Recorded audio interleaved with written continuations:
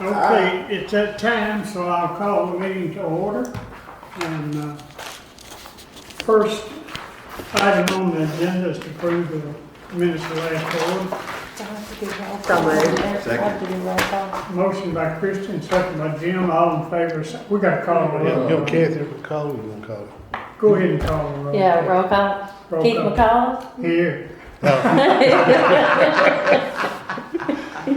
Jim Badeur, Here. Chrissy Hayden, Present.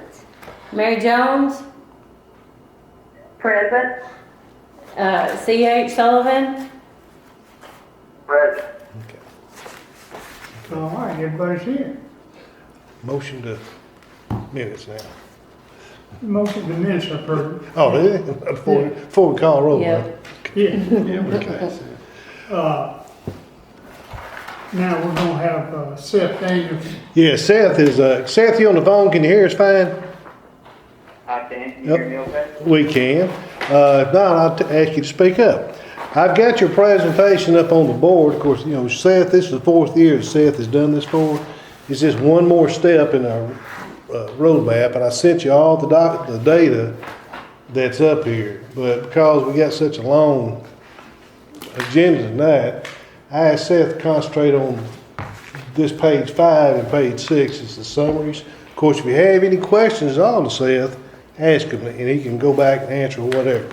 So, Seth, if you want to go ahead and start and make your comments, and we'll go those 2 pages. Absolutely. Thank you for having me. And first off, I just hope everyone there and their families are staying safe and healthy during these unprecedented times. And thank you again for allowing me to speak at a conference call this evening.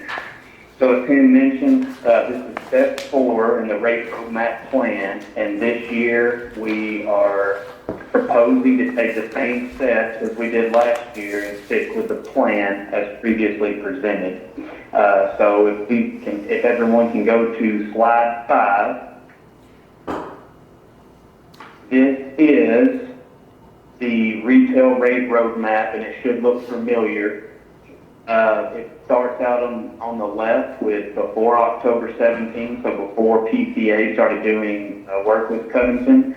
And then each October, 17 through 19 are the steps that we have taken over the last few years. October 20 will be what we'll be reviewing tonight and what would be proposed. Everything that's highlighted in red would be the changes that we are proposing to the current rates. So just to run through it, the first row there, the goal, the end goal of that first row is to increase fixed cost recovery. And that relates to collecting your fixed costs through your fixed charges or the customer charges and using the justified customer charges in our cost of service study to collect those. So what is proposed in red would be to increase the residential customer charge from the current 24 to 28, so up $4. GSA 1 low increase by $2 to 38. GSA 1 high increase $4 to $50. GSA 2 increase $20 to 185. And GSA 3 increased by $50 to get up to $550. These are kind of the same increases we've made over the last few years, but in order to keep this change revenue neutral to Covington, because we don't want to collect any more additional revenue from this, we are, in addition, lowering the energy charges for each class to make that change revenue neutral by class and in total to Covington Electric System. The second row there, the end goal is to send correct pricing signals to customers, and this is really focusing in on that GSA 2 class. And we've been doing this over the last few years, but you have a block energy charge in that class and a block demand charge. And the goal is to keep increasing that block 1 demand charge over time until it equals the block 2 charge, which essentially then you will collapse the block and there will be no block. So continuing those steps, this year we would propose to do another $1.50 increase per kW on block 1. That will take that total charge up to $5.50 in block 1. And just like we did with the customer charges, we don't want to make any additional revenue, so we would lower the block 1 energy charge also, and we'll take a look at those rates on the next slide. But again, the end goal there is to raise block 1 demand until it equals block 2, in which case it will no longer be blocked. And then block energy, that first block, we will continue to lower it also until it matches with block 2 energy. And the end goal will be to have a customer charge, an energy charge, and a demand charge, and remove that complexity in that block and also get it closer to alignment with the wholesale rate structure. Are there any questions on the rate roadmap page and the proposed changes made in red? I hear none, and everybody here is shaking their head, so we can go to page 6 if you like to. Okay. Page 6, and there's a lot of numbers on here, but basically it just breaks every class of customers down by season, by rate component. And on the left side, those are the current rates by season, by class, by component. In the middle, highlighted in blue, those are the proposed changes that we just discussed on the rate roadmap page, but now they're laid out so you can see them. And then to the far right would be after those adjustments are made, what would the resulting rates look like from those proposed changes. And so I'll just run through residential real quick, but the customer charge for all seasons, the proposal is to increase by $4. That would take that up to $26.40. That is after netting out the TVA hydro amount of $1.60. In turn, we lower the energy rate by 0.00364, and that would make that change, the dollar amount change in the residential class, revenue neutral. And you see the additional changes for each of the other classes listed below that. And in the bottom right, you see the total retail rate adjustment is negative $117 or 0% change. It doesn't come out to exactly 0 because we're dealing with the fifth decimal places when you're dealing with energy rates. But that is a revenue neutral change, once again, by class and total to Covington Electric. Are there any questions on the proposal? If you choose to vote to accept these, this is the page that gets sent to TVA regulatory group so they can review this and do their analysis on it. And Seth, we have to submit that by June 1st, is that correct?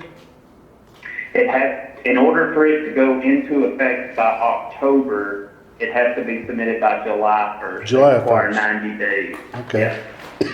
Okay. Any questions about either two of those pages or anything else you may have seen in the roadmap? The study's pretty much the same every year, it just takes us closer. One thing that we'll start seeing, and maybe Kathy's noticed, I have, our revenue is kind of smoothing out now. The real peaky months aren't, because we're not driven as much revenue by kilowatt hour sales. Instead of having spikes up and down, it should kind of smooth those spikes out some. And I think, Seth, you've probably seen that in other utilities also. That's correct, and that's the whole point with that first row on the rate roadmap, to increase that fixed cost recovery. Okay. If there's no question, I'll ask the board to approve this year's roadmap so we can get into effect October 1st of 2020. Tim, this is Mary Jones. Yeah, yes. And I'm sure I've got a hypothetical, not even in the midst of whatever, but where we are in life right now. Are we saying, and are you saying that this is the way this needs to go, and no matter what happens, in our economy in the next 6 months to a year, this is not going to change. That's correct, Mary, because none of this really has an impact over the bills the customers get. Their bills, as you've seen, is going to be revenue neutral for the most part. And so Well, I was basically speaking in general of, I know Covington Electric is in good condition, but I'm just saying there is no immediate impact that you could see based on everything that's happening. Well, I mean, it's as far as the entire system goes, yes. I mean, we got notice this week that Wallace is taking Chapter 11 bankruptcy. It's going to cost us about $56,000. That's the only customer I've seen, and I don't know if this is COVID-19 related. I don't think it is, because they buy and sell that company every 4 years. But as far as the impact to Covington Electric, the decision we're making with this change has no revenue impact to us. It just places the cost of service where those costs are incurred. And that's fine. I just had that question, and if you're comfortable and everybody else is, I am, but I just needed to ask that question for my sake. Okay. Any other questions? Do I hear a motion? Motion by Christie. CH, you said? I said I moved to approve it. Okay. All right. Okay, CH made the motion, Christie seconded it. You call the roll for us, Mr. Secretary. Mary Jones, Aye. C.H. Sullivan. Oh, he already approved it. Doesn't matter. Jim. Keith. Aye. Motion has been voted on and passed, so be it. Okay. Seth, are you still on the phone? Yes, I'm here. Okay, we appreciate the fact you're willing to do this conference call. I will try to remember tomorrow to call you and see what all we need to get to TVA, so we're not late in making this change. So if you don't hear from me by lunch, just shoot me an email and call me. Will do, and thank you again. Thank you, Seth. Thank you. You have a good evening. All right, bye. No. Tim, if, I'm not sure I know the answer, but why don't we just accept next year's proposal and not spend the $16,000? That's what I was. Well, you got to prove to TVA through the cost of service study that's justified. Okay. Remember, we talked about that We before. talked about that. Right. I had about the same answer last time. Well, that's the answer. We have to That's a get lot of TVA. money. Well, it is, but I had 20 budgeted for it, and they came down a little bit on the price. Okay, it's still $16,000. That's a lot of money. Okay, you ready to move on to financials? Yeah. that's cool. Okay, let me get this down. We're ready for the TVA monthly report, March 2020. And if you'll start on the first, let's see, second green page, I think it's second green page. Yeah, that lists all of our expenditures, revenue, and so forth. At the bottom, on line 98, you'll see that we have a net income, positive income for the month of March of $67,400, compared to last year with a loss of $38,300. Year to date, we're $364,000 to the good. Last year, we're $142,000 in the hole. So that's how this worked out. And remember, next year the numbers reverse itself again if we go back to cutting right away this year. So if we go to the next page, next green page, page 3, revenue less power costs. Of course, this doesn't show on your copy, it does on the board here. For the month of March, the revenue less power cost was $364,800 compared to March last year of $238,200. Much of that has to do, that big difference, with losses. If you look down the loss column, bottom right corner of the page, you'll see that. Year to date, we're at 2,861,000 to the good. Last year, we were 2,659,000 to the good. And so this year is looking very, very good for us. Even though our sales have been down somewhat, our expenses have been down also. Looking at comparisons, if we look at kilowatt hours sold March 2020 to March 2019, we're down 5.5%. And that is driven, of course you can't see this on your screen, CH and Mary, but if you look at degree days like we always do, we only had 59% of the heating degree days for March of 2020 that we had last year. So about half the weather we had. If we look, the total heating degree days March last year was 439, this year is 227. And we actually had some cooler degree days, which helps sales there. So that's the reason, a lot of the reason that decrease was there. Small business, small commercial followed it with a -5% reduction in sales. Large commercial was up somewhat. Overall, we were at 3.9% total sales more this March than we were last March.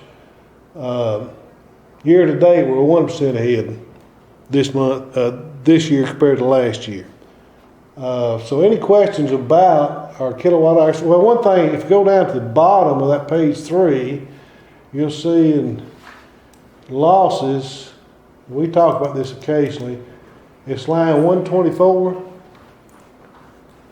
Miss Mary, she got disconnected. Okay. She just called the other Okay. phone. Sorry. Well, you didn't do it. We did not touch it. Our loss was 144,000 versus 9,000 last year. Has to do with the billing cycles, things like that. And that's the reason that. That's why you keep taking roll, okay? Hello.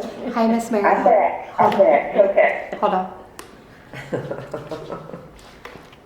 Okay, CH. Yeah, yeah. Welcome back, Mayor. Thank you. If you leave again, call Penny. She'll do it again. Any questions about the TVA monthly report? No. Okay, we need a motion. You let's do the budget. Okay. Then we we'll do that. get both of them at the same Get time. them both. Please. All right. All right, let's turn our attention now to our March budget.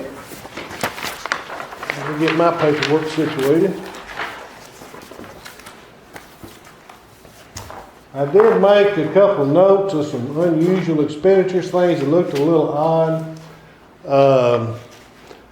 The rent from electric property, we always budget that in March. We got paid early by AT&T, and we did receive the Comcast payment according to Evelyn. It'll be, so it'll be in next month's budget. It all equals out. The rest of the stuff is pretty straightforward. If you look at your month-to-day totals, we stand 147,934 total cash position for the month of March, compared to 107,000 budgeted. Year to date, we stand at a positive 1,060,000 compared to 632,000 budgeted. Then you've got the report there, line items. So, are there any questions about anything in particular that occurred in the budget this month? What were the chemicals, the 3,900? That's the spray, all the substation property we own. It doesn't include the yard here because, Damon, or no? no, other guy. Jan. Thank you. He does that. But we had a lot of weed killer. We have trouble in the substation with pigweed or something or other. You got to heat it pretty hot. And this year, since we've been battling for the last couple of years, we kind of did a scorched earth policy out there. Bill got with whoever out the co-op, got exactly what we needed, a mixture. So, and then we still got some chemicals left over to spray later as we need to. Any other questions about the March budget? I guess on the legal, it's just going over and reviewing it. That was $6,000? That was what Frank charges for his time and, Oh, it's Frank we were talking about. yeah. I Yeah, didn't that's- recognize the Pete, names. yeah. I wondered, since we had just been through all of it, what we were doing. Well, that Evans Petrie's law firm that he works for. Yeah. I guess he's a partner in it. Sure he is. But that was his fee for that. Any other questions? Okay, now we'll entertain a motion to approve everything. So moved. Motion by CH, second by Jim. I call the roll, Madam Secretary.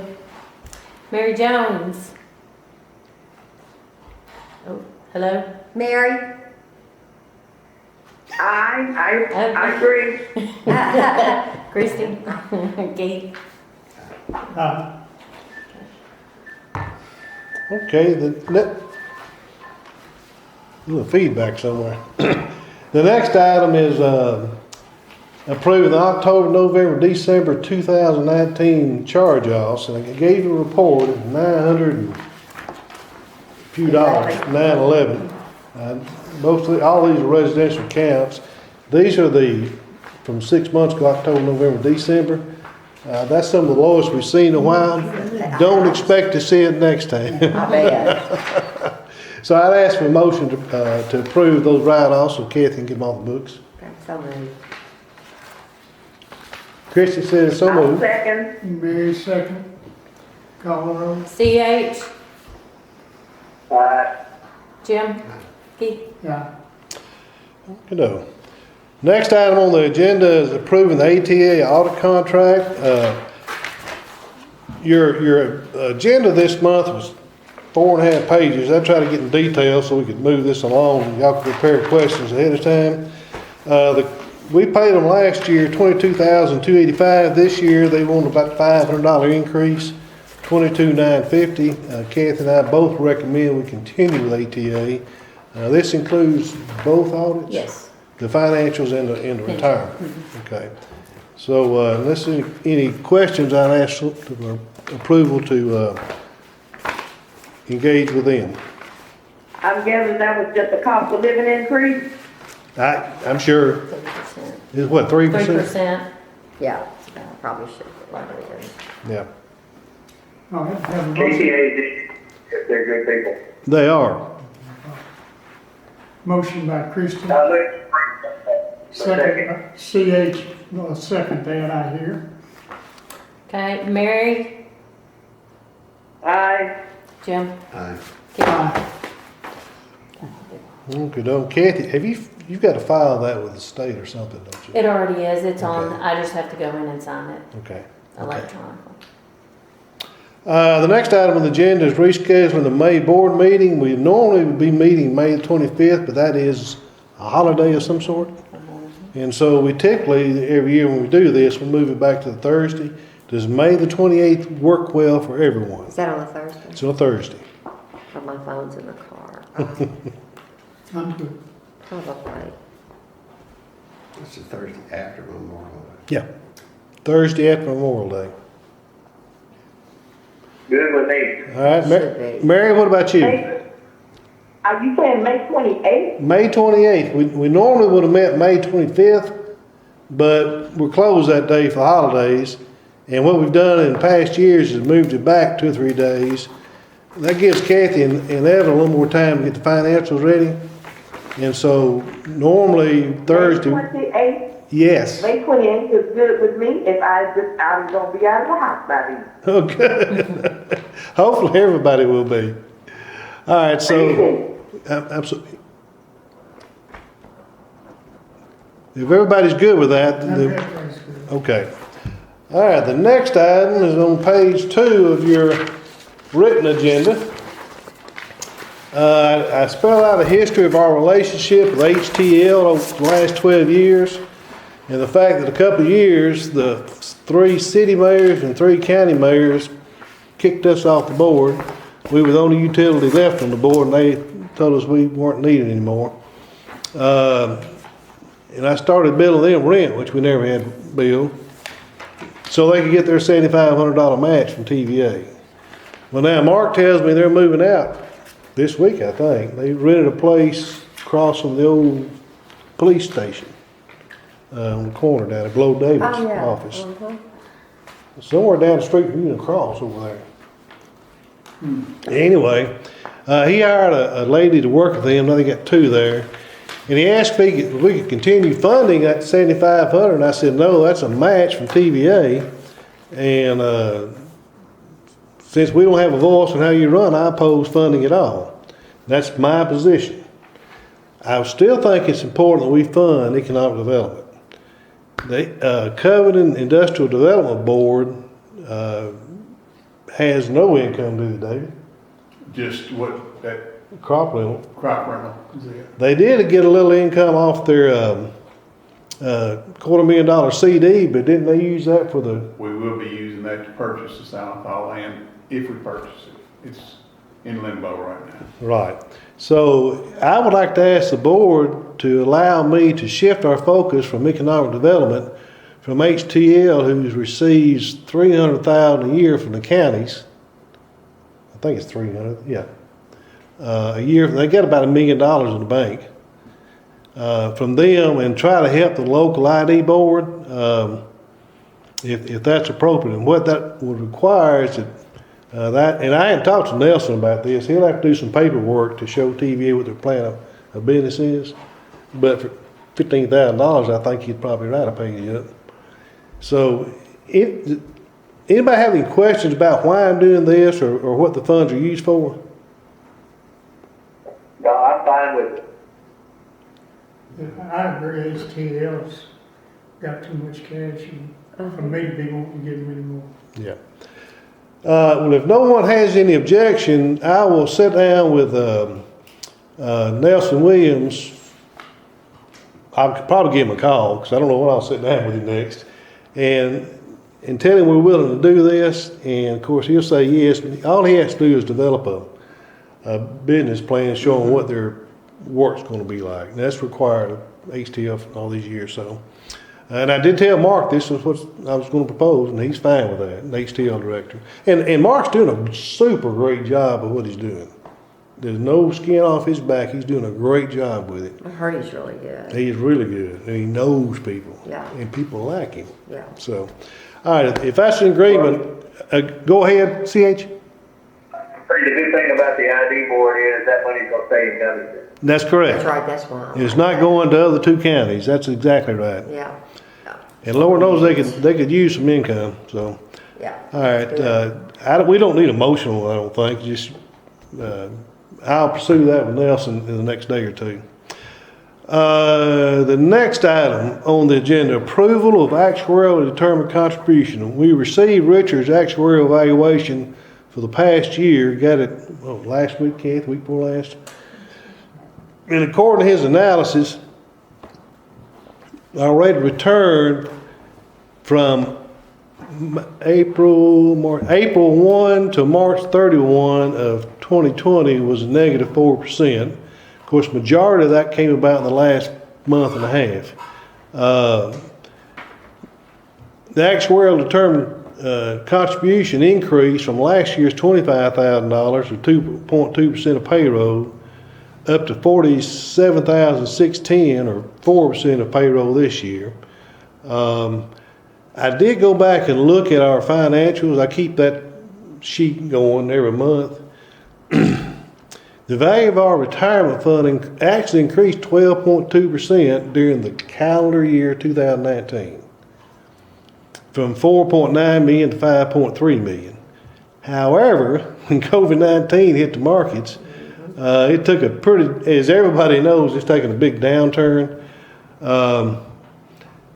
Our ending balance, when I looked at it on the 3/31/20 report, was $4,750,000, which is a decrease of 11.3% going back to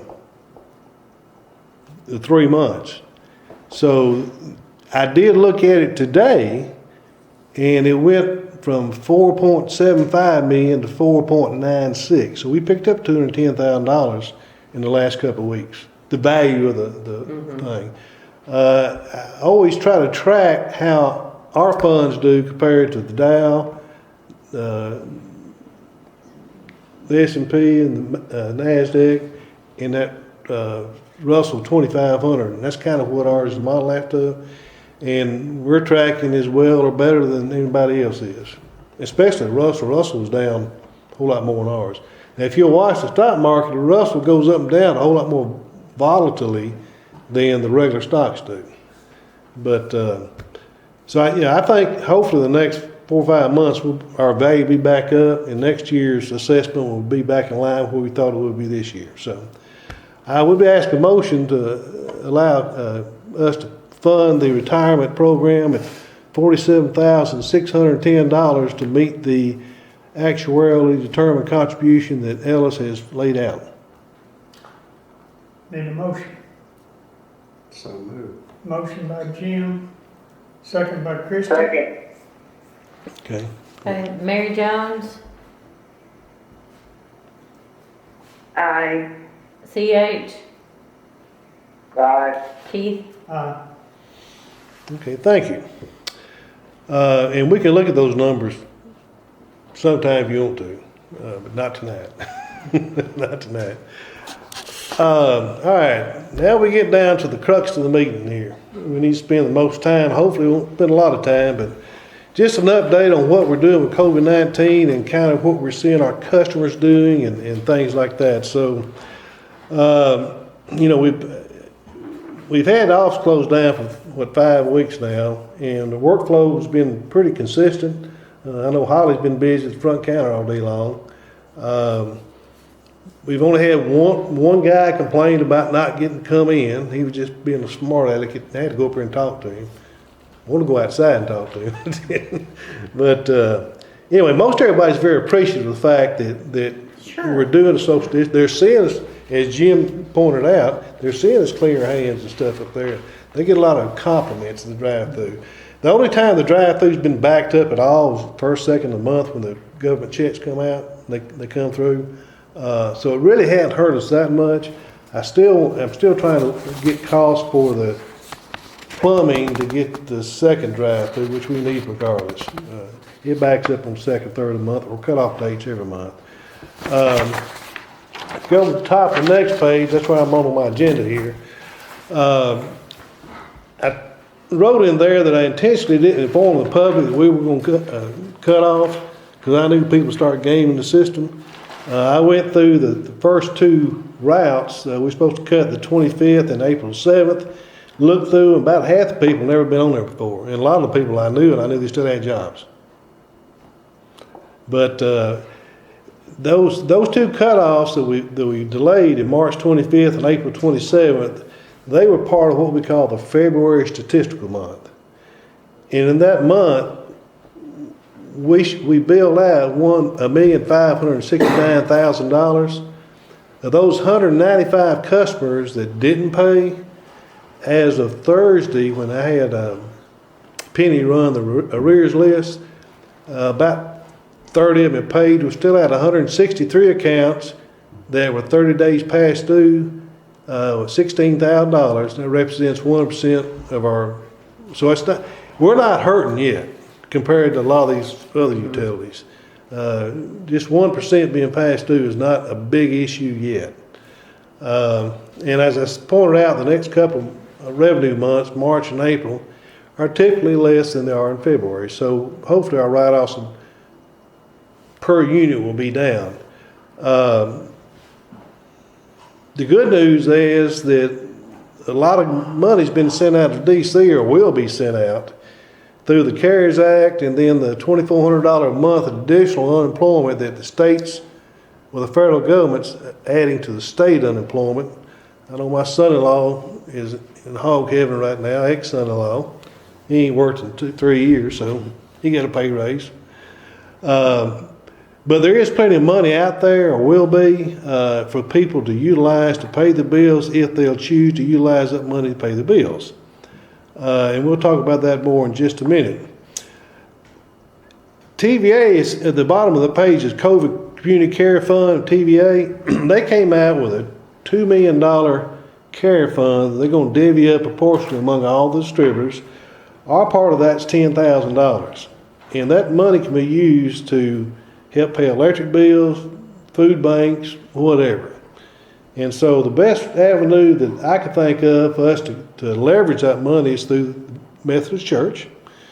They've got about 15,000 in the bank account now, according to Sandy or Liz.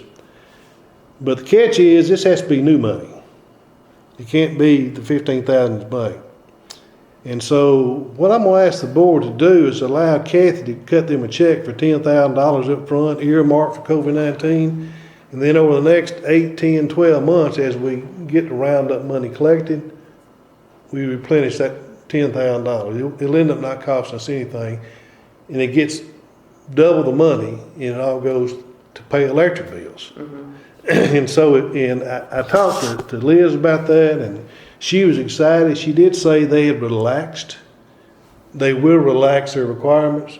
If you've not dealt with the church and their roundup and their charity organization, it's the best run assistance program I've seen in 40 years of doing this. You just can't walk up and say, I need some money. They make you prove that they prove to you why you've got to give them some money or need some money. It's because you're not handling money well, they turn a lot of people away. But Sandy did say they're going, or Liz, they're going to relax their standards some, because this money's got to get paid out, in the next 7, 8 months. So if the board would allow us to, I'd like to be able to send them a check this week or next. We still got to sit down with Liz. I've got a letter of agreement I've written up, a memorandum of understanding, what to do with it and how soon, and so forth. But allow us to cut a check and give them an advance on this new money. I think that's right. I'll move to let you go. Got a motion by CH and a second by Christian. Mary? I have a question. What are the relaxed standards going to be? Well, I'm not really sure. I'm really not sure exactly what their standards are right now. I know they're real particular, and they do give away a lot of money. And David's got his hand raised. The biggest thing is you can only participate once every so many months is the number one thing. And if you got it, then you're not eligible for X number of months.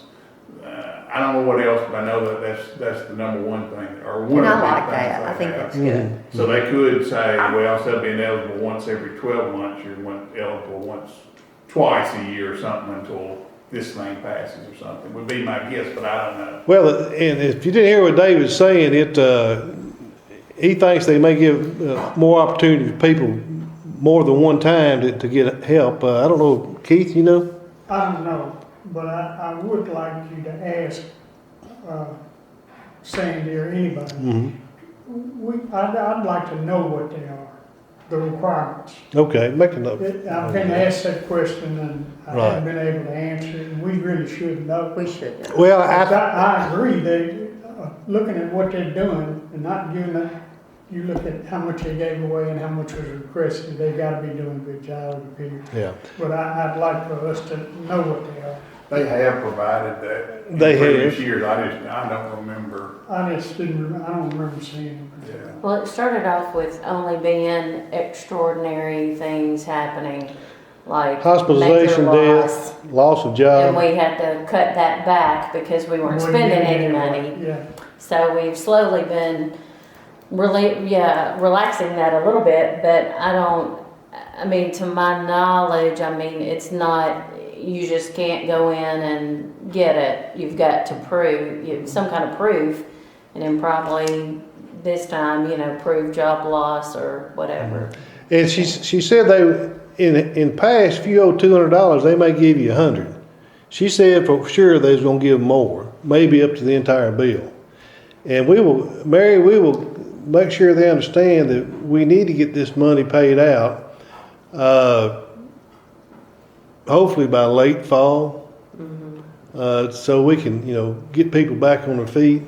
I don't want to start paying out the money right now because we're not through accumulating arrears. And until we start cutting off, have people start, that way they know, right now they owe $100, in 3 months they owe $500. I'd rather go to them with a $500 bill than a $100 bill, then go back to them 2 months from now with a $100 bill. So we'll talk to her about that. That answer your question, Mary? That answers the fact that we don't know Well, we don't know. what the relaxed standards are. I think they provided that on the onset. We've got it somewhere in the record, but I will get a copy of that for you. No, I don't mean their standards. I'm saying you said they were gonna relax them some. I'm fine with the way they handle business as usual, but this is for this current situation, and I'd like to know what standards they're gonna use for this now, with what's going on. Okay, the only thing I can tell you for sure is she said they would pay probably all the bill rather than just a portion of the bill for sure. Now beyond that, I can't tell you, Mary. If you like, we can postpone this vote for a month until we get your answer, or just trust that we'll do the right thing. I could simply abstain, and you can go ahead and call the vote, and then the majority will still go along. That works great. Okay. All right. So Kathy, do we have a motion in a second? Yeah, Yeah. we got, Okay. it's on the floor, call the roll. Jim, Aye. Keith, Aye. and then Mary, I show abstain. And that'll be in your board packet next month, Mary. I'll make sure you have that there. Moving on to the Delta Human Resources, I called and talked to Kathy Johnson there. I'd seen that the phase 3 of the PPP or whatever came out. They had put another 900 million LIHEAP funds available. So I called her and she said, yeah, plenty of funds are there, and they've relaxed their standards too. And that how they relax them, Mary, I don't know. I don't know if they raised the income limit or what.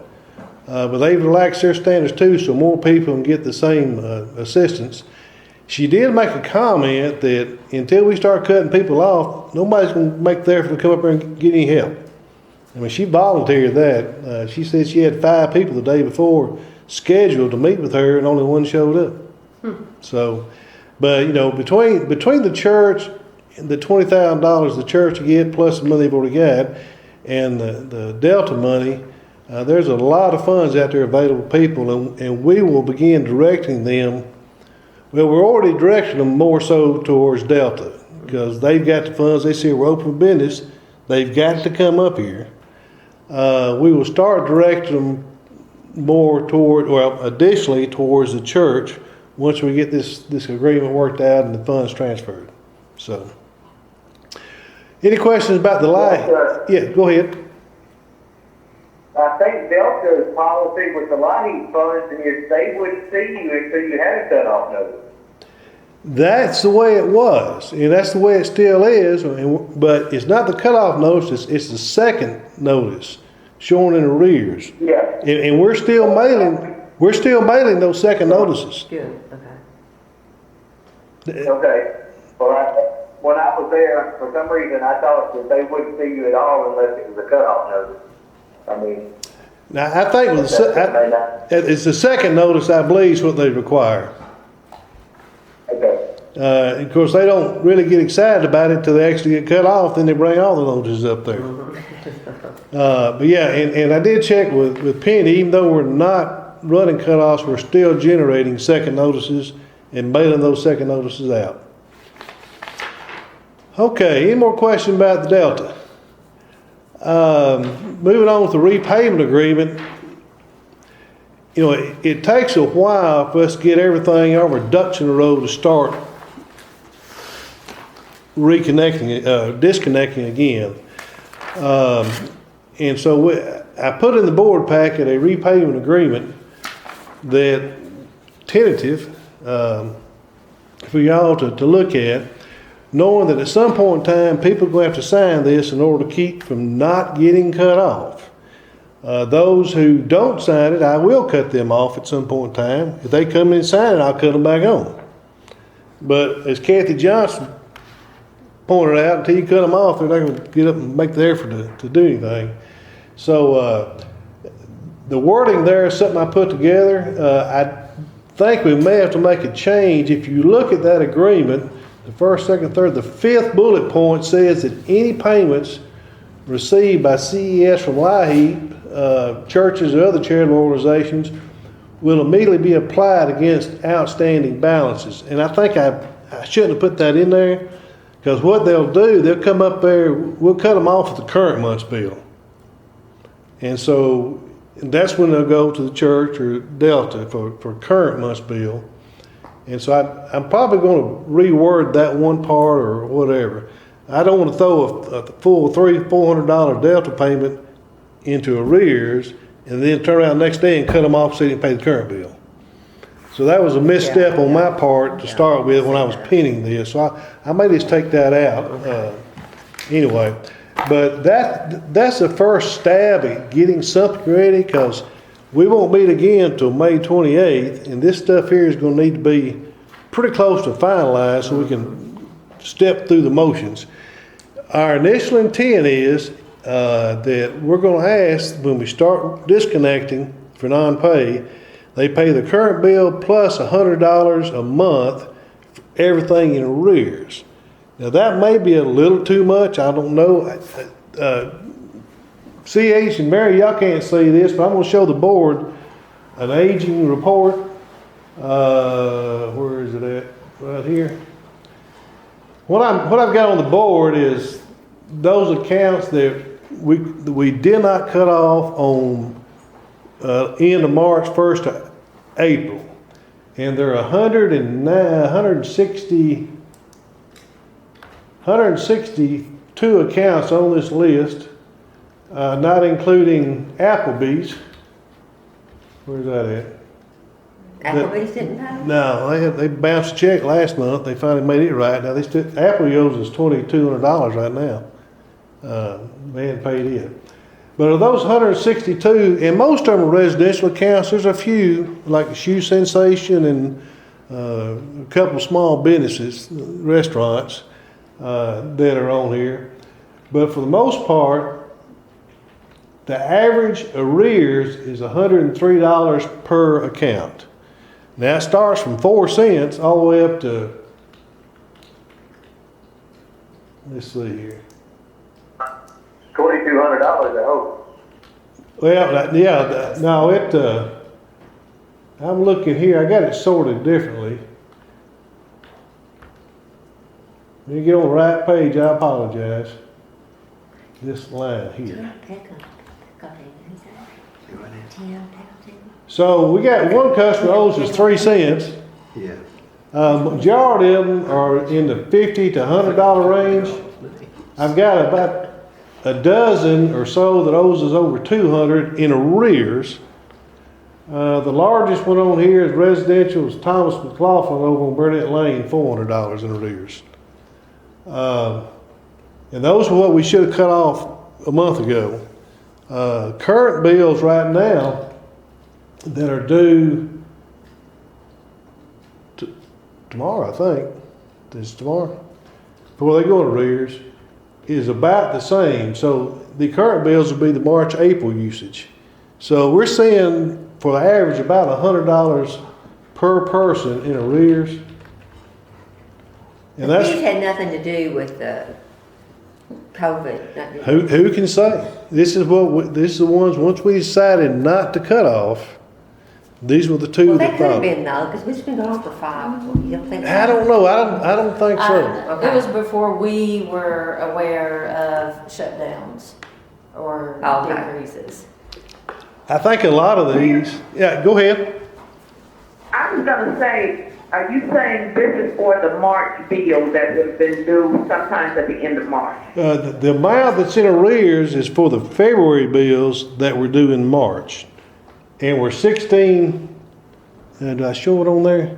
Yeah, $16,000 that hasn't been paid that from the February bills that we should have cut off in March.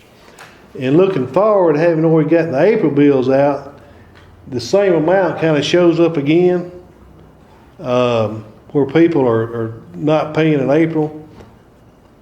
But I can't run a statistical report on that because I don't have my complete March statistical report month ready. does that amount run normally a month? It was $900 cut off for 3 months. We have zero arrears. If you go past 30 days, we cut you off. It's cutoff time every month. It's the last day of cutoff time. About how much is owed every month? All right, about when we run cutoffs, we'll have about 60 on one list and about 80, 40 on the A cycle and about 80 or 90. Except in the summertime, it kind of doubles. Dollar-wise, is it half of the 16,000 or is it? I'm trying to get my mind, how many are scamming the system, I guess? Half of them, I think. Because when I looked at the list, you can look, there's a code on there that says it's been on cutoff before or not. And about half of them on both lists had never been on cutoff. These were bills that from February usage due in March. No one had lost their jobs by the time these bills went out. Word got out, the people were they could game the system. And they called us. We understand we don't have to pay this bill at all. No, you got to pay the bill. We're just delaying it. And so people are taking advantage of it right now. We knew they would. That's the reason I didn't put an official proclamation out there. It didn't take long for word to get out. But the 16,000 is owed in arrears. That's the first time we've ever had a 30-day arrears. We just don't run any arrears. If you don't pay, we cut you off. I think you'll see 16 to 18,000 next month, and probably more than that the month after that. And hopefully we'll be back to cutting off if we work the plan that the staff now come up with. We'll be cutting off in July for May usage. So anyway, we set the $100 per month as the best first stab at this. I really don't need to know exactly how much we want to do it until probably next month to see what kind of additional arrears we're going to have. Because we'll have the ones that are 30 days in arrears, then we'll have a 60-day arrear column. The 30 will move over to 60-day arrears, and then we'll have current moving to 30-day arrears. Then they'll have new current bills. So going with your plan of starting back cutoffs, somebody theoretically will have 3 months bill.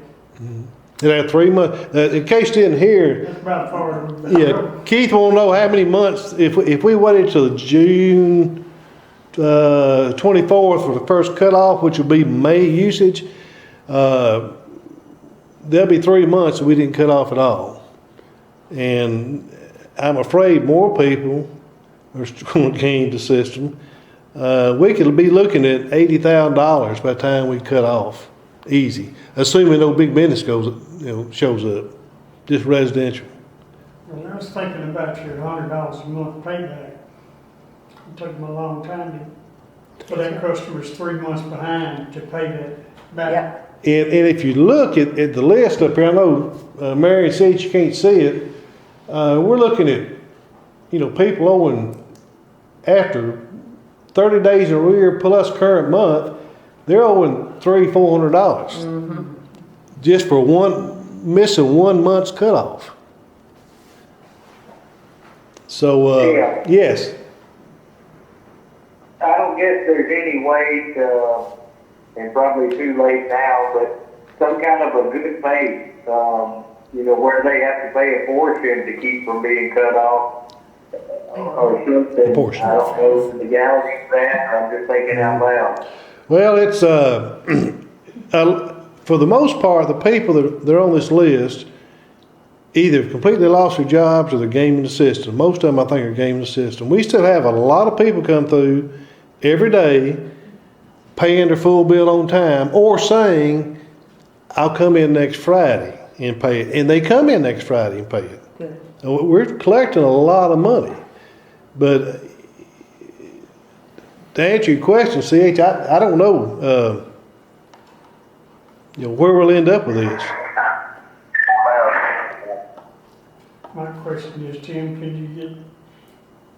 can we start cutting off faster to where we wouldn't have the 2 months owed? Okay, let me get to that in just a minute. CH, back to your question, it's too late to say, we're gonna make you pay half, we're gonna cut you off. There's been a public outcry across the United States, and I'll go ahead and say this, I learned this today in a meeting with TVA and a bunch of federal people on a conference call. There's some federal legislation being put forth that's mandating thou shalt not cut off utilities until the federal government says thou can. Now, I don't know if it's going to pass or not, and how long it'll be into play. You know, rather than letting the states determine that or the independent utilities determine that, the federal government, a lot of people there,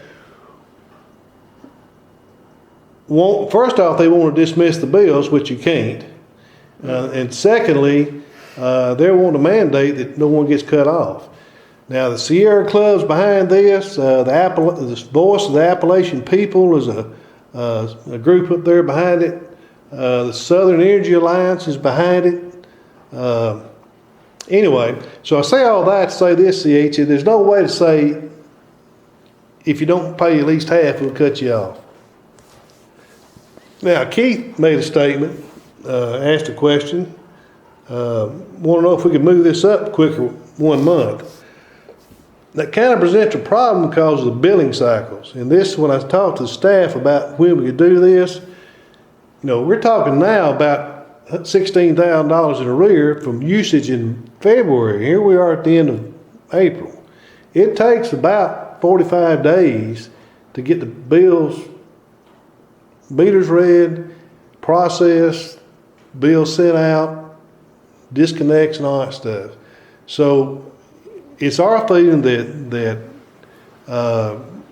if we start cutting on June 24th, that'll be the May billing usage, June 24th. February, March, April, they still got 3. But if y'all allow, even though we plan on start doing this, June the 1st, mailing out the letter that goes out with the mail, with the bills, we get it all in one envelope cheaper. And then mail an individual letter to those actually in arrears. I don't mail it to everybody, just those that owe. But it takes about 45 days forward thinking to plan this. And so we're thinking that June 24th, which is A cycle, that we're going to read tomorrow. No, we're supposed to cut A off again tomorrow. We're going to read it Wednesday. It takes about 45 days to be able to get the bills processed. So I think at the best, unless the federal government comes in and says thou shalt not, we passed a mandatory law for everybody.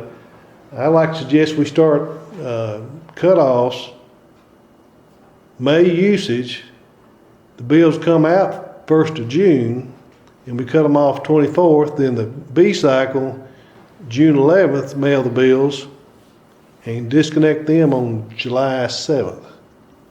I think that's as quickly as we can start doing this again. All right, question back to your agreement, the $100 a month. If somebody doesn't pay that additional $100, you cut them off, correct? Once we get, I'm talking about after we get straightened out, start cutting people off. Is that, am I assuming? My intention is this, if the board agrees with this, once we send the letters out, we're going to give them a date certain. Starting this date, your bill's going to be due and it must be paid in full. In addition, you've got to pay X amount in arrears, total arrears. And that's the reason that bullets A through G down there gives them an idea how much they, and we'll have at the very bottom how much they actually have to pay every month. If we don't force the issue, we'll never get that money back. No, and the longer we wait, the more in debt they're going to go, and we're really never going to get it. Right. And I may sound hard, but a lot of times the further you let someone Yes. in, you're not helping them. That's what I'm coming saying. from. It's not. Shorten it. Is the fact that from experience has told me that you're not doing them. I mean, give them a month or so, because it's, but, I think the brunt of this is pretty much over, or it may be over, and it's not helping them at all by letting them just go more and more into debt. I mean, it's just not. I worked at the 3 utilities I worked at. Go ahead, Mary. As much as you say it's over, it's not. No, I know it's not over, and I think it's gonna be a while, I mean, I do, but I do It's going to be think, a while. And I'm just learning to people that I know, never knew anybody. But now I've got family members who tested positive. I have no problems with the way you have it outlined, but my concern is if this is someone who has fallen into this particular position and you never had a problem with them before March.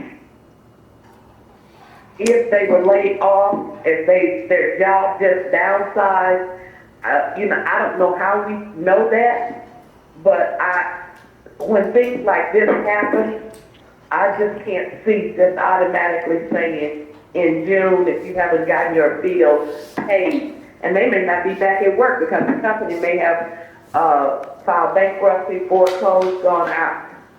And those that are typical, an agreement with cutting them off. But if this has happened to someone who is experiencing this period in their lives, then I think there needs to be some kind of way to say, if this or that, or have them bring in something from their employer to say that, they get a yellow sheet, a pink sheet if they were terminated, and it gives the date on it. And you're correct about all that, Mary. The hard part of that is, first off, if you ask someone if they got fired or laid off, they may or may not tell you the truth. If they actually got laid off, as I pointed out earlier, they're probably making, if they're making, $15, $16 an hour at McDonald's, if they're laid off, drawing unemployment, making $2,400 plus a month now. And then the bread of life thing we talked about will help most of these people if they'll go apply, and the Delta will help a lot of them too if they'll go apply. And no one's going to go apply. And Kathy Johnson, Kathy down Delta, unsolicited, she said, until y'all start cutting off, people ain't coming up here to see me. So I know what you're saying. I don't know how someone proves to you that I really, really, really have been laid off, and I really, really, really didn't get any financial assistance. You can't prove or disprove that. TVA will not allow us to play favorites within a rate class. They made that clear every time we talk about regulations. We've got to pick a date sometime, and we got to stick to it. And I'm sure I'll get a lot of cussings over this. But, my experience in the last 40 years is, and 3 utilities before this, once you start doing this, you create a whole new class of ratepayers. And they are perpetually gaming the system, paying late because they know they can get by with it. And that's the honest God's truth from working at Pickwick, Squatchy Valley, and in Virginia. They all had repayment agreements. We never have had one. This is something new for us. So. Yeah, I understand those things. We give away free food all the time. And there are those, because of the way it's set up, there are those habitual misusers of it. Every time they come back. But I still have to go with the fact that if I'm helping one family that has children that are hungry, I gotta just work with this other and come up with something. And that's my only thing. If we have ratepayers out there that have come up on hard times, that have never had this happen before, yes, they can go to Delta, they can go to Bread of Life. They may not know that. That's real easy to say. But I see people every day don't know they can go up to the Department of Human Services if they have lost their job and apply for food stamps. Okay, well, So I'm just saying that people, sometimes it seems so easy, so simple, but it's not that way for everybody. I understand. Kathy got a comment. Will that be part of the letter that goes out to yes. the whole customer? When we send this letter out to the entire customer base, it's going to give guidance on where they can get help at.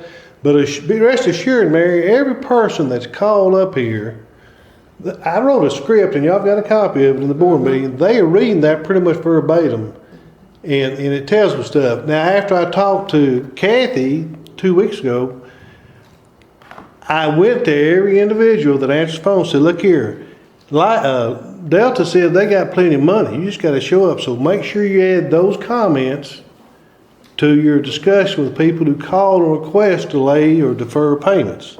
It's good. And we've always done that with Delta, and we refer a lot of people to the church too. So and I'm sure, Mary, there's some people out there that don't know. By the time, they're gonna get a month's notice before we cut them off. By then, if they get a letter on June 1, that gives them 3 weeks to go see. It's gonna be in the letter. It's gonna be in the letter. Okay. To seek help. I'm kind of surprised TVA's let them get in the roofs. Me too. I mean, I'm just, I was the too. way TVA When you always were, acts. I was shocked at that. Yeah. I was happy. It's nice. I'm glad, but I was a little bit shocked. Well, TVA realized this is an odd circumstance for everybody, unusual, and they've relaxed some things. They tell us we don't have to pay our bill in full. We can carry it over. They charge us 10% a month or something like that if we do Wow. that. If we got strapped financially hard because we can't bring enough money in to pay our bills, Kath and I have already talked about this. I don't think we talked last month, but we can go into our non-reserved monies and make up the difference. So we shouldn't have to take TV up on their fine offer, 10% rate increase or interest. So, okay, and Mary, I don't know how to respond to what you're saying. I understand what you're saying, but at some point we've got to, open business back up as usual. And TVA is going to make us do it the same for everybody. And they should have plenty of time and to find assistance. Hopefully they'll be frugal with all this money the government's giving right now, and they'll realize that, maybe sometime it's, my buddy Jerry. I understand you keep saying the money that the government is giving. Not everybody's getting money. I mean, I know it's plentiful and it's out there, and there were people jumping and flipping with the money coming into their account. Some of these people may not even have an account to have money put into it. Okay. They'll get a check, won't they, I think? Yeah, they get a check in the mail. They don't have an account. Eventually, right? Uh-huh. But Okay, our decision is to when we're going to start on the cutoffs. Those dates that you. The dates that I've got down at the bottom of that page there is the dates that the staff has said is the most optimal for us to give time for COVID to die down, for us to get our billing in laid out and go from there. Is that when the letter's gonna be sent? We'll mail the letters to the people on A-Cycle on June 1st. That's when the bills go out. Yeah, we don't do that beforehand, we're gonna do that then. I'm gonna send a letter first, and then later on, this agreement will be mailed to individuals Okay, good. Okay. who are on the cutoff. Because it's, the thing is, somebody may have paid the bills in March and April, but then all of a sudden they find out in May that something happened, and they just assume we're not gonna cut off, and all of a sudden we're cutting them off. So I'm gonna inform all 5,000 customers, we haven't been disconnecting for these reasons. Starting this date, we'll start reconnecting, and here's the steps to go through. They'll all have plenty of time. Once we send this out, after we, a few days after that, when we get our billing cycle done, we'll know how much everybody owes in A-Cycle, and I will mail them in a separate mailing on our letterhead in our see-through envelope, not a part of the bill, an agreement. And it will state what this states, with however much, $50, $100 a month, or $50 or $200 or whatever, that they've got to pay back. Now, if you read like bullet point B, $100 to $199.99, pay back 2 months. I'm not going to give them 2 months, pay back $200. I'm going to require them to pay $100 each month. Otherwise, they'll say, well, I got 2 months to pay it back, or I got 5 months. No, you got to. Are you gonna specify that too? In the very bottom center, it says amount, down there where they sign it. Oh, okay. Amount, monthly repayment amount, we will calculate that. Oh, gotcha. That way it That's says, good. if you're $150 behind, you fall into B there, but I want $75 a month. I don't wanna wait 2 months to get So 150. y'all will calculate that, put that on Yeah. there. I think that's a great idea. That way they know for sure how much in addition to the bill's gotta be. And that goes with it too, right? No, that's what our employees have been telling everyone who calls in. But you will put in there about that they can call and get help, Absolutely. Yeah, it'll be a well-drafted letter.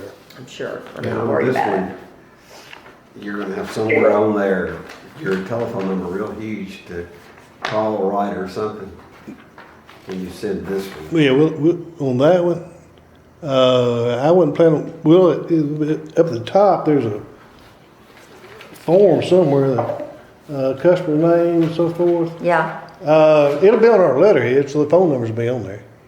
It's good, I just learned in my experience of sending second and third notices, I want them to see the number. Yeah. yeah, that's good. Yeah, we'll make sure Big, that, bold. I we'll like make that. sure. CH, was you gonna ask a question? No, I just was gonna make a comment and just say that, I'm fine with how everything's laid out, assuming everything stays the same. What happens if we get an outbreak and they close World Color down or shut it down for 2 weeks or something because of an outbreak? I mean, I'm sure then we'll face things feel different, but, assuming everything stays the same, I'm fine with it. Right. And that's what our assumption is. I think we'll see an increase in cases in the next, few weeks. I think the trend's up, but I drive through town 3 or 4 times a week just looking at who's where. The only people I've seen that weren't business as usual were little strip malls, the north end of Walmart, the restaurants. All of our large businesses running and gunning wide open, except for Wallace. They went to 4 days instead of 5. 2 weeks ago? Last week? They shut down on Friday. Probably non-COVID related because of their financial Where is restructuring. Wallace? That's on Rialto Road. Oh, okay. Turn That's right right, there. that's right. So I drove through town today about 12:15, 12:20 to look at the restaurants because today they can open up limited capacity, and I think Mid-South might have been open. Ball Butcher's was vacant. Very few people at the drive-through. Well, a lot of people in the drive-throughs at fast food places. A couple cars in the parking lot. Don't know if there's workers or what. The north end of Walmart is still vacant because it's Wednesday for the open up businesses. So I'm trying to keep kind of a finger on the pulse of what's going on. And really the COVID-19, except for the restaurants and the hair salons such as that, hasn't hurt our economy here in Tipton County. Well, in Covington. Yeah. So, I'll make a motion that we take your proposal on the cutoffs. okay. I got a second? Second by Christian. Madam Secretary? Jim, Aye. Mary, I couldn't hear what the motion was. If you look down at the bottom of that page where I got the dates laid out, June 1st, June 11th, I think it's probably the 3rd page or whatever. Do you see it, Mary? Yeah, I see that. All right, the motion was that we follow that schedule. Now that and there's a caveat to that, if something major happens, we'll deviate. Right, And we'll bring it back to the board yeah. for second consideration. But at this point in time, assuming everything kind of goes like we think it will, the motion is to open, to resume normal collections and cutoffs per those dates at the bottom of that page there. So you in favor of that? Tim, I think I'm going to abstain. I had some things that happened. I had, in the very beginning, I lost a friend to COVID-19.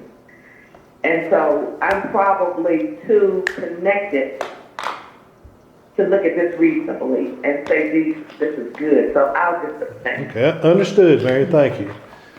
CH. CH. Are you still there, CH? His phone went dead. I thought he said a while ago he was good with it. He did. Yeah. He did. It's going to recording, so. Okay. Mary, are you still there? Yes, I'm still Okay. here. I'm still here. That's what I- I'm saying. I lost the one death that they had in Hayward County. Yes, ma'am. with one of my friends that actually worked in our area. Plus, I've lost an employee.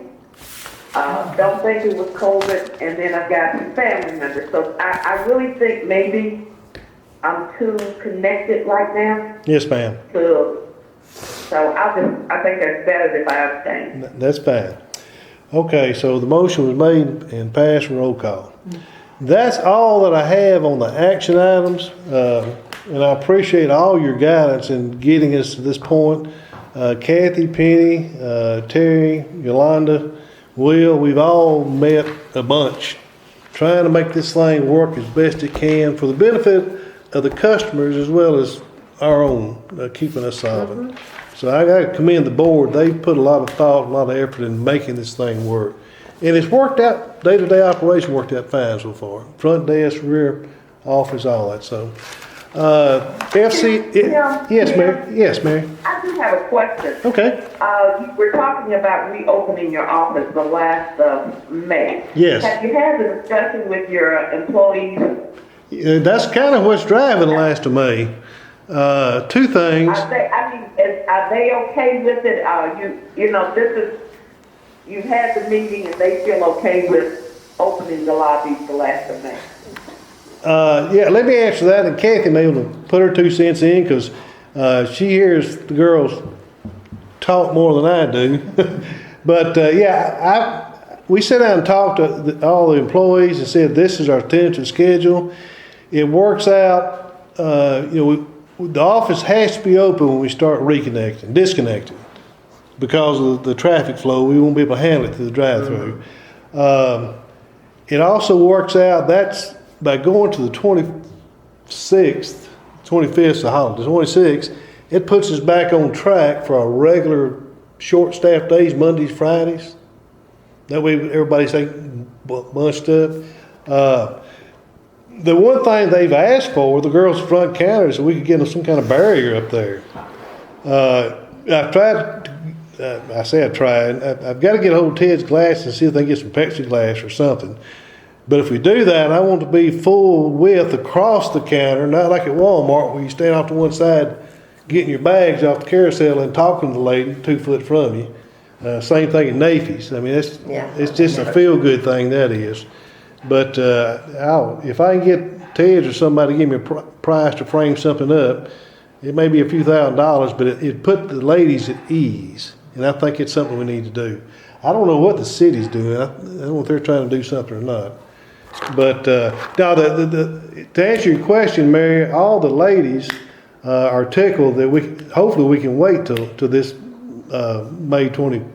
They would feel by then we'll know too if the last week the county numbers went up substantially because of the prison, but it's gone up 3 or 4 days after that. I don't know if they're prison related or not.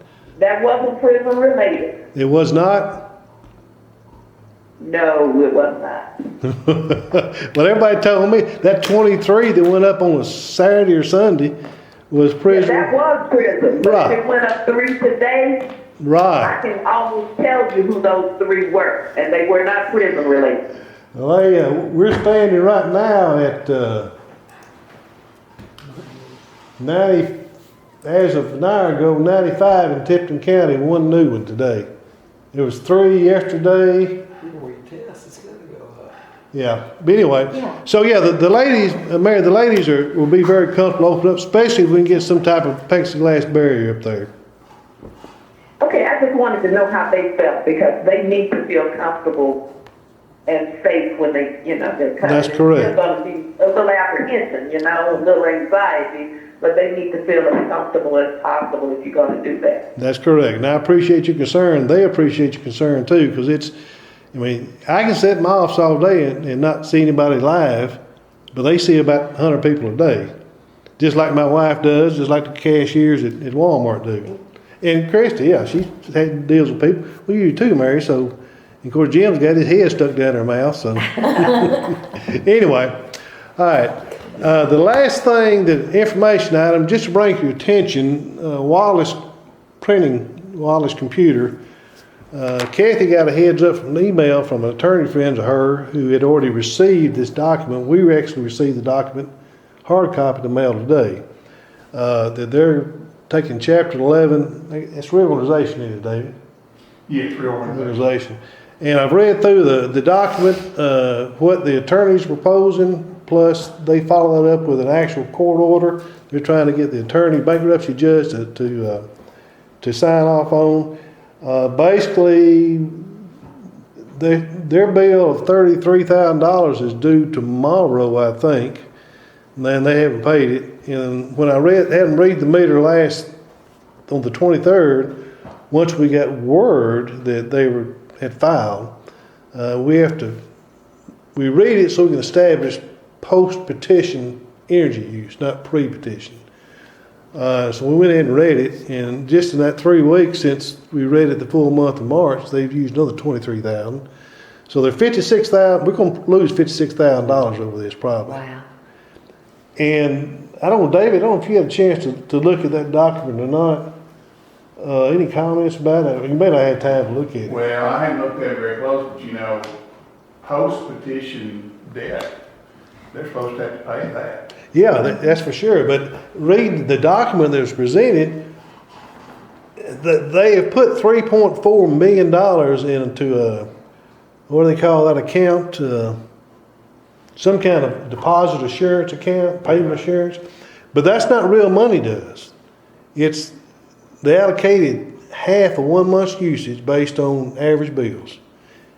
$17,000 is what's in the schedule to secure our payment. Now that's not our money; it stays in the fund. And after they resolve this whole issue, that fund goes away. And we don't have a deposit on them. That account was set up in mid-1995, 96, before my time, and they didn't get deposits. I've got deposits on everybody I've dealt with since I've been here. Went back and got $1 million on Unilever. Yeah, Unilever. And got a $750,000 deposit on Quebecoat when they went out bankrupt. But anyway, we're going to have a write-off on that. I'll probably get with David in the next few days to see what steps we need to take. There's certain things we can and can't do. We can't cut them off if they don't pay their bill. Can they go to prayer line? I don't think they got enough for that. They'll wipe out the. And I don't know, David, if we're talking about $56,000, once they solve this, is there any hope we'll get that money back in a portion of it? Oh, yes, I hope you'll get it, but it's gonna be pennies on the dollar. I'm sure. Yeah. But afterwards, I don't know, by this court order, we can't go back and ask for a deposit. No. So what I'm I don't wanting, think so. so what I'm wanting to do, and we did this at Pickwick back in the early 80s. U.S. Steel went bankrupt. And we had a rolled pipe mill down there, and we lost about 10% of our net revenue on that one account. And I learned a lesson then, because I inherited that account too. I always get a big deposit. And I don't know if theirs was a 13 or 11, what kind of bankruptcy it was, but we were allowed the time to bill them weekly.